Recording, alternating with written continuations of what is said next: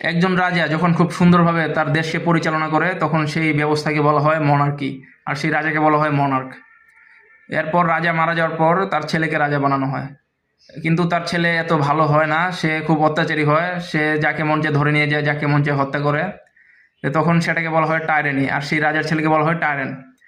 এর ফলে কি হয়, যত লোক থাকে তারা প্রোটেস্ট করে, যেমন বাংলাদেশে নেপালে হয়েছিল জেএনজি প্রোটেস্ট। আসলে সেটা প্রোটেস্ট না, সেটা হচ্ছে রেভলিউশন। রেভলিউশন হলে কি হয়, সেই রাজ্য রাজা শেষ হয়ে যায় এবং নতুন সরকার গঠন হয়।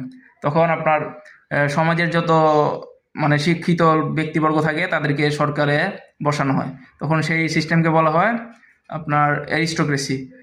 তারপর ধীরে ধীরে সেই অ্যারিস্টোক্রেট সরকারটাও আপনার করাপ্ট হয়ে যায়, টাকার জন্য বিভিন্ন উল্টাপাল্টা কাজ করে। তখন আবার রেভলিউশন হয়। তখন আপনার সমাজে যত ধনী ব্যক্তি আছে তাদেরকে বলা হয় যে যেহেতু টাকার জন্য এই সবাই দুর্নীতি করে, তো আপনারাই সরকার চালান। তখন সেই সরকারকে বলা হয় অলিগ্রেস বা অলিগ্রেসি।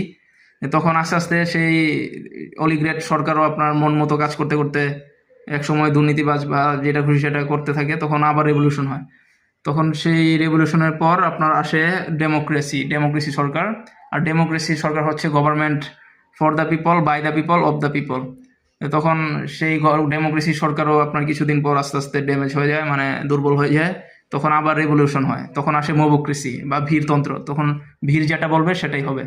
তখন সেটাও কিছুদিন পর আস্তে আস্তে আপনার তারা উল্টাপাল্টা কাজ করতে শুরু করে। তখন সেখান থেকে একজন বিপ্লবী নেতা বা একজন লিডার বের হয়ে আসে যে এখন সবকিছু আমার দায়িত্বে, আমি সবকিছু কন্ট্রোল করব।